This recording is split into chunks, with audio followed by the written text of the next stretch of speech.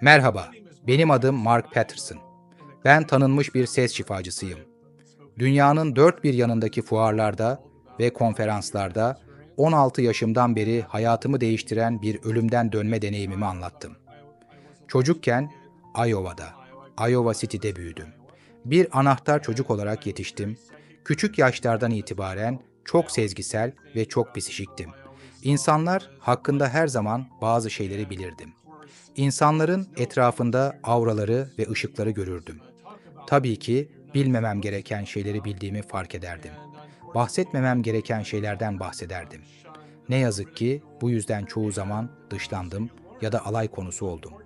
Zamanla kendinize güvenmeyi öğrenemezsiniz, hatta yeteneklerinizi bastırmayı öğrenirsiniz. Çocukken gerçekten konuşabileceğiniz kimse olmaz. Çünkü ne zaman bunlardan bahsetseniz herkes size susmanızı söyler ya da deli olduğunuzu, her şeyin sadece hayal gücünüz olduğunu iddia eder. Babam koyu bir dindardı. Bana sürekli şeytanın etkisinde olduğumu söylerdi. Beni şeytanın ele geçirdiğini veya yaşadığım şeylerin satanik deneyimler olduğunu anlatırdı. 13-14 yaşlarına geldiğimde alkole yoğun bir şekilde yönelmiştim.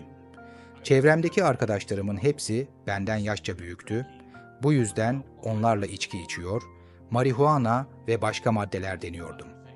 Küçüklüğümde sık sık aynı rüyayı görürdüm. Ne zaman kendimi istenmeyen, yeterince iyi olmayan ya da değersiz hissetsem, kendimi hep yatak odamın dolabında bulurdum. O dönemde bunun ne anlama geldiğini bilmiyordum. Ancak 40 yıl sonra bu rüyanın aslında bir metafor olduğunu anladım. Aradığınız her şey zaten sizinle birlikte. 16 yaşındayken Corville, Iowa'daki Canterbury Inn'de bir lise partisindeydim. Çok havalı olacağımı düşündüm ve arkadaşlarımı etkilemek istedim. Etrafımda 10-12 kişilik bir grup vardı. Hepsi tezahürat yaparak beni alkışlıyordu. Devam et, devam et, iç, iç, iç. Bunun sonucunda bir şişe vodkayı yaklaşık 750 mililitre arka arkaya içtim. Ardından 4 bira, 2 kadeh şarap ve 3-4 şişe meyve aromalı alkol tükettim. Tüm bunları yaklaşık 90 dakika içinde içtim. Vücudum kalp durmasına girdi ve banyonun zeminine yığıldım. Bir anda kendimi bedenimin dışında buldum. Paniklemiştim, korkuyordum ve "Ne oluyor burada?" diye düşünüyordum. Bedenimi terk ettiğim anda büyük babam Russell yanıma geldi. O vefat ettiğinde ben 2 ya da 3 yaşlarındaydım. Küçükken bana hep Marcus Aurelius diye hitap ederdi. Bana "Marcus Aurelius, eve gidiyorsun." dedi. Bunun ne anlama geldiğini bilmiyordum. Sonra büyük bir ışık açıldı. Bu ışık kutsal metinlerde anlatılan ilahi ışığa benziyordu. Kelimelerle tarif etmek zor. Russell yanımdaydı ve beni yönlendirdi. O ışıkta beni 7 melek karşıladı. Görünüş olarak kadınsıydılar ve yaklaşık 4 metre boyundaydılar. Karşımda holografik olarak tüm hayatımı gördüğüm bir görüntü belirdi. Ölümden dönen birçok insanın söylediği gibi, burada yargılanmaz ya da cezalandırılmazsınız. Ancak bir hayat değerlendirmesi yapılır. Neleri doğru yaptığınız, neleri yanlış yaptığınız ve üzerinde çalışmanız gereken konular konuşulur. Gençken genellikle öfkelisinizdir, başkalarını suçlarsınız, özellikle de çok sezgisel biriyseniz dünya size oldukça kafa karıştırıcı gelir. Kimse sizi anlamaz, kimse sizi gerçekten kavrayamaz. Melekler bu duygularımı ele aldı. Ama en önemlisi bana şu soruyu sordular. Öfke duyduğunda, kin beslediğinde veya başkalarını suçladığında bu sevgiyle nasıl ilişkilendirilebilir? Çünkü bu alemde her şey sevgiyle ilgilidir. Merhaba, bu videoda belki de daha önce duymadığın ilginç detaylar var. Eğer videoyu izlerken keyif aldıysan, beğen tuşuna basmayı unutma. Yorumlarında düşüncelerini paylaşırsan çok sevinirim. Ve elbette daha fazlası için kanalıma abone olmayı ihmal etme. Hadi, bu yolculuğa birlikte devam edelim. Sevginizi ne kadar verebildiğinizle ilgilidir. Affetmek kelimesine dikkat ederseniz aslında forgiving, vermek için anlamına gelir. Yani ne olursa olsun sevginizi vermekle ilgilidir. Eğer sürekli unutuyorsanız, sürekli bir şeyler elde etmeye çalışıyorsanız, o zaman forgetting, elde etmeye çalışmak halindesinizdir. Yani aslında kim olduğunuzu unutuyorsunuz. Russell, doğumumdan 16 yaşıma kadar olan Mark'ı başka bir boyuta götürürken yaklaşık 10 metre boyunda bir varlık bana tanıtıldı. Bu varlık tarif edilemez bir sevgi ve saf ışık yaymaktaydı. Tüm sevgisini bana veriyordu. Olduğu gibi beni seviyordu. Ve tüm bu olaylar aynı anda gerçekleşiyordu. Gerçek şu ki zaman aslında geçmiş, şimdi ve gelecek olarak ayrılmaz. Hepsi aynı anda yaşanır. Bu dev varlık bir şekil oluşturdu. Neredeyse bir basketbol topu gibi geometrik bir formdu. Ve bu varlık kalbime girdi, beni hayata döndürdü. Ben tamamen ölmüştüm. Bilincim kapalıydı, koma halinde ya da her ne derseniz öyleydim. Cildim yeşil, mor ve siyahtı. Geri döndüğümde bu büyük bir şoktu.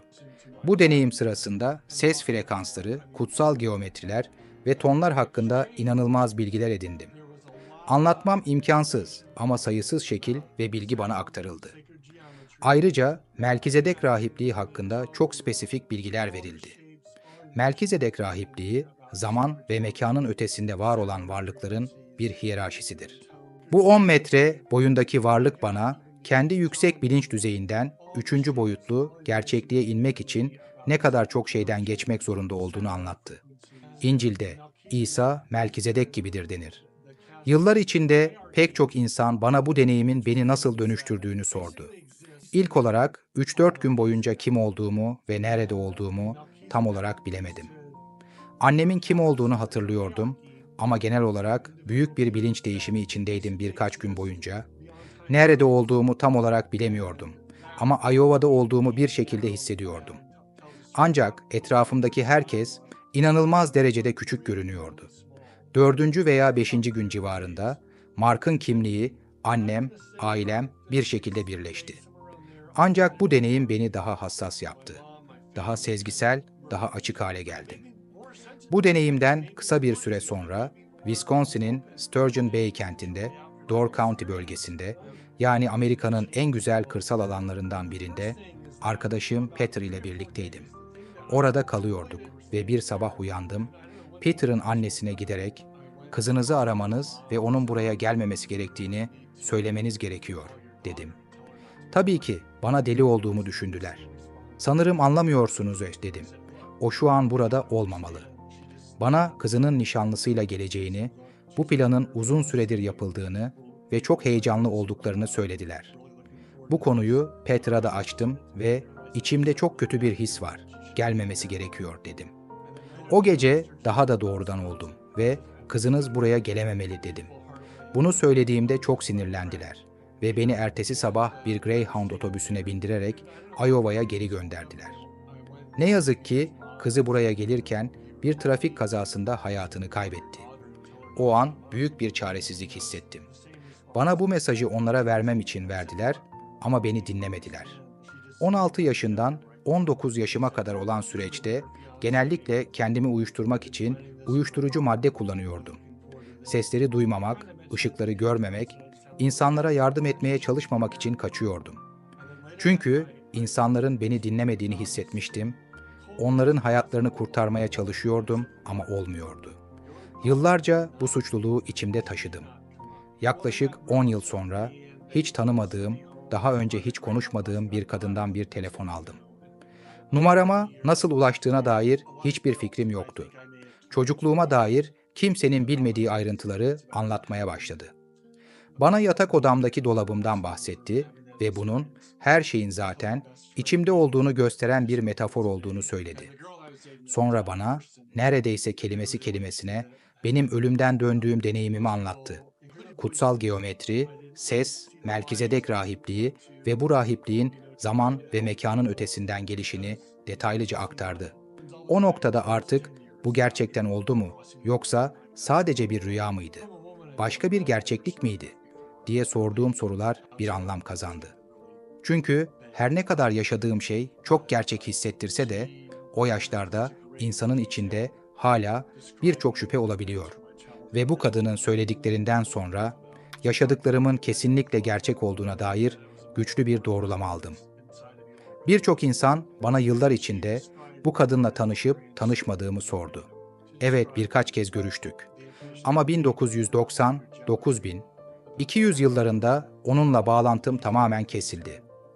Onun adını açıklamayacağım çünkü son derece özel biriydi ve kendisinin çok fazla bilgiye sahip olduğuna inanıyordu. Onunla olan son iletişimim yaklaşık 2000 yılında gerçekleşti. Bu deneyimden öğrendiğim en önemli şeyleri sizinle paylaşmak istiyorum.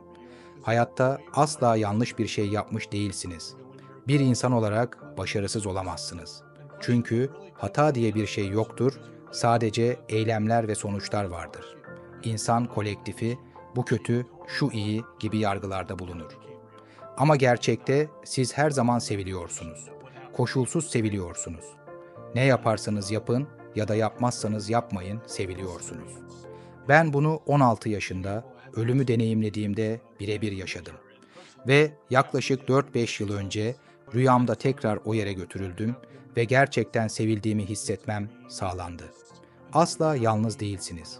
Rehberleriniz, melekleriniz ve ekibiniz her zaman sizinle birlikte.